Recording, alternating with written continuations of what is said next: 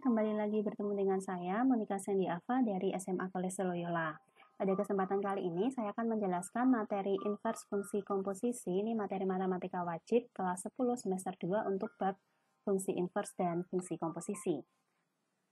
Sebelum kita masuk ke inverse fungsi komposisi, saya akan mereview lagi untuk fungsi inverse. Kalau kita punya Y itu adalah fungsi dalam X, maka X itu adalah F inverse dari Y. Di sini ada sebuah contoh soal, di mana contoh soal ini adalah kita akan mencari rumus inverse dari fungsi f, yaitu fungsi rasional ax plus b per bx plus q. Langkah pertama, silahkan memisalkan y sama dengan fx, maka akan kita peroleh ini adalah y sama dengan ax plus b per bx plus q. Kemudian kita buat supaya kita dapatkan X sama dengan sesuatu, di mana sesuatunya itu nanti jadi F inverse-nya. Berarti kita tinggal melakukan kali silang, Y kita kalikan dengan PX plus Q menjadi PXY plus QY yang ruas kanannya tetap. Kemudian kita bawa ke satu ruas untuk yang memuat X, berarti AX dipindah ke kiri, QY dipindah ke kanan. Kemudian kita keluarkan X-nya, lalu kita buat jadi X sama dengan, berarti akan kita peroleh X-nya itu sama dengan min QY plus B, kita bagi dengan PY min A. Bisa sampai di sini saja, bisa juga minusnya ini yang bagian pembilang kita keluarkan, berarti dia jadi QY min B, terus minusnya kita masukkan ke bagian penyebut sehingga menjadi min PY plus A. Bisa salah satu dari ini untuk fungsi inverse-nya. Sehingga kita punya F inverse X itu bisa yang atas ini tadi, tinggal Y-nya kita ganti dengan X, kita bisa dapatkan rumus yang ini atau rumus yang sebelah kanan. Jadi kita punya rumus secara umum untuk fungsi pecahan AX plus B per PX plus Q. Inverse-nya bisa cara pertama adalah A dan Q, ini posisinya dibalik, kemudian dikalikan dengan minus. Untuk B dan P-nya tetap. Atau bisa juga A dan Q-nya ini posisinya dibalik, yang dikalikan minus adalah B dan juga P, sehingga kita dapatkan rumus ini. Teman-teman bisa pakai salah satu dari kedua rumus yang sudah kita buktikan tadi. Selanjutnya kita masuk ke materi inverse fungsi komposisi. Perhatikan kalau saya punya himpunan, ini saya sebut nanti kiri, ini tengah, ini kanan. Maka dari kiri ke tengah, kalau kita punya fungsi f, kemudian kita punya fungsi g dari tengah ke kanan, maka menurut komposisi fungsi dari kiri ke kanan, fungsi f yang dilanjut g itu adalah g bundaran f. Kemudian menurut definisinya inverse, kalau dari kanan ke kiri, ya berarti tinggal kita inversekan g bundaran f tadi dikasih inverse. Selanjutnya masih kita bicara inverse, kalau dari tengah ke kanan itu fungsi G, maka dari kanan ke tengah itu adalah G inverse. Kiri ke tengah itu F, berarti tengah ke kiri itu F inverse. Fungsi G inverse dilanjut fungsi F inverse, menurut komposisi adalah fungsi F inverse bundaran G inverse.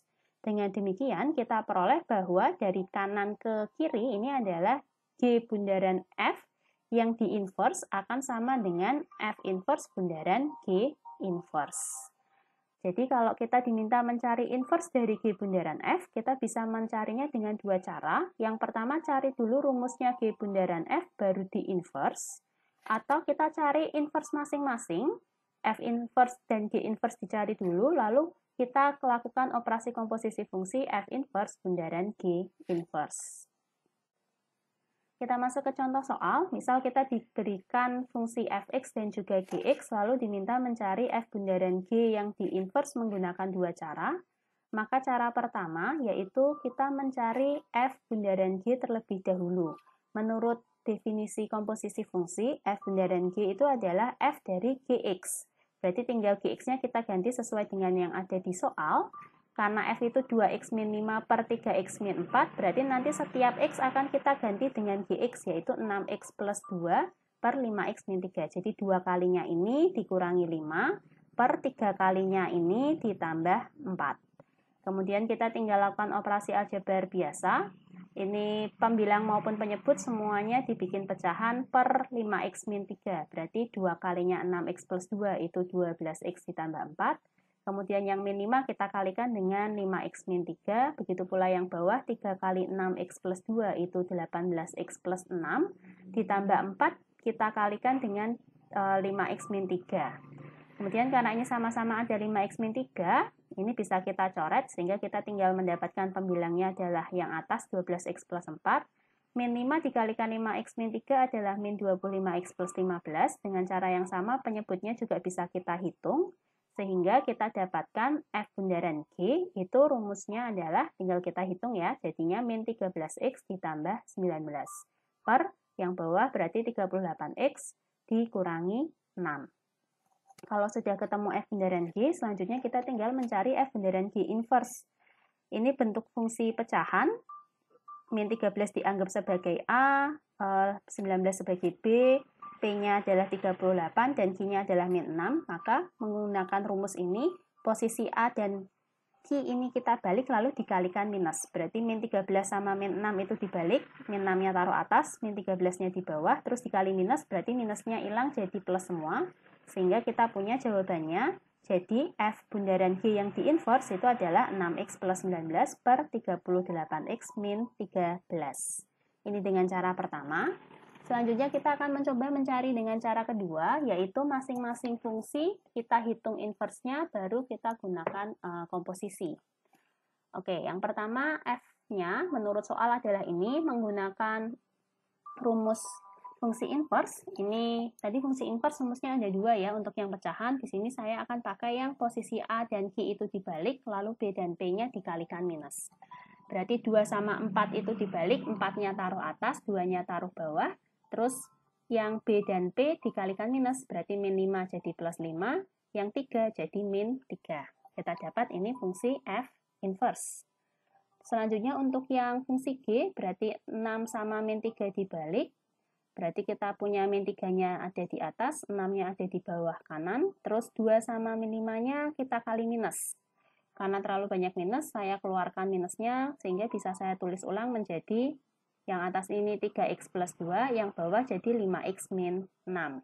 Kita sudah punya F inverse, kita sudah punya G inverse. Selanjutnya kita masukkan ke rumusnya, F bundaran G yang di inverse itu adalah G inverse bundaran F inverse. Jadi dari belakang di inverse, bundaran depan di inverse. G inverse bundaran F inverse itu sama saja dari G inverse dari F inverse. Berarti F inverse-nya yang 4x plus 5 per min 3x plus 2, substitusikan ke sini, berarti kita mencari G inverse dari sekian ini. Berarti setiap X yang ada di G inverse akan kita ganti dengan ini. Berarti 3 kalinya ini ditambah 2 per 5 kalinya ini dikurangi 6. Selanjutnya tinggal kita lakukan operasi aljabar seperti biasa, kurang lebih caranya mirip seperti tadi, nanti akan kita dapat hasilnya min 6x min 19 per 38x plus 13. Kita keluarkan minusnya, maka kita akan dapatkan F bundaran G yang di inverse itu adalah 6x plus 19 per 38x dikurangi 13. Ini hasilnya sama dengan cara yang diperoleh dengan cara pertama.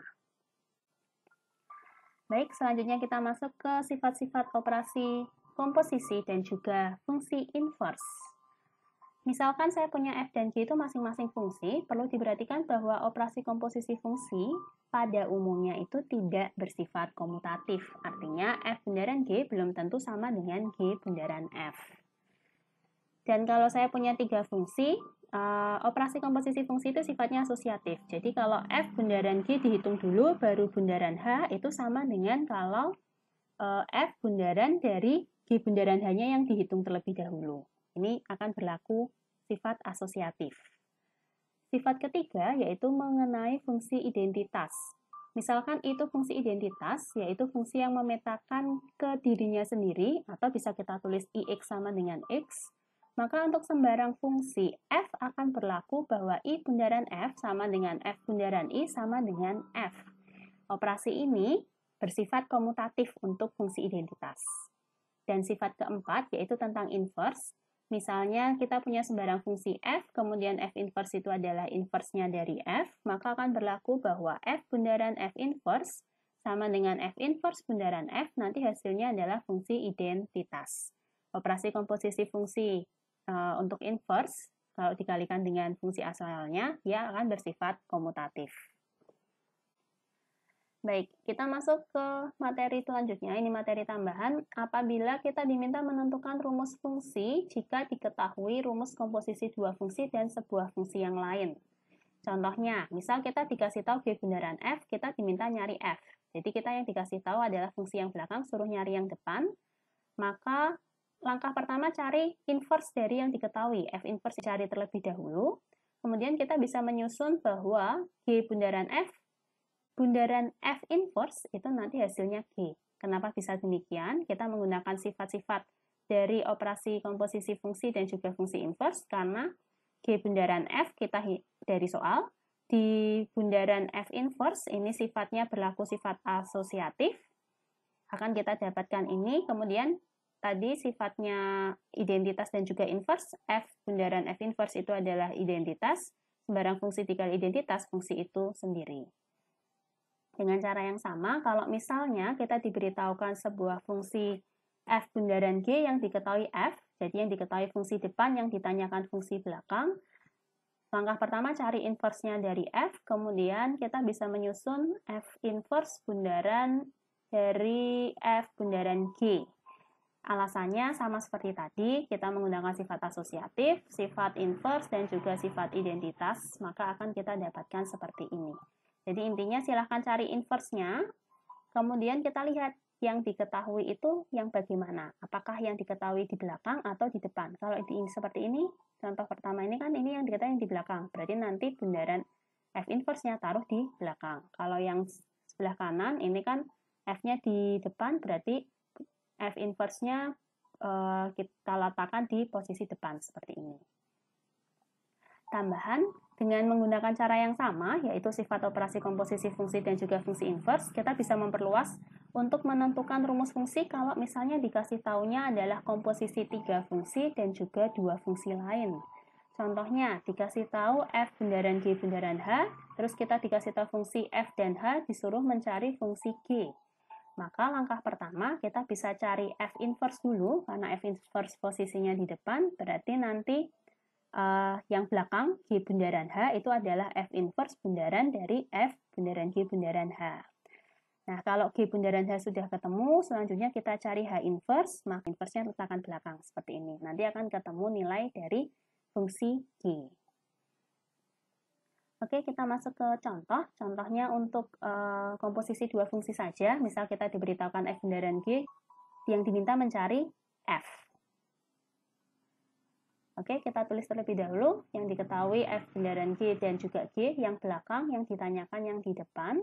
Berarti ini langkah pertama yang kita cari adalah G inverse, kemudian F itu nanti F sama dengan F bundaran G inverse. Ya, supaya nanti hasilnya jadi F. Menggunakan rumus yang tadi sudah kita bahas, posisi A dan Q ini saya balik dan saya kalikan minus. Berarti tadinya min 1 di atas dia jadi plus 1 kali X, kemudian 4 posisinya ditukar ke bawah dan dikali minus jadi min 4. Sementara sisanya yang 10 sama 6 ini tetap.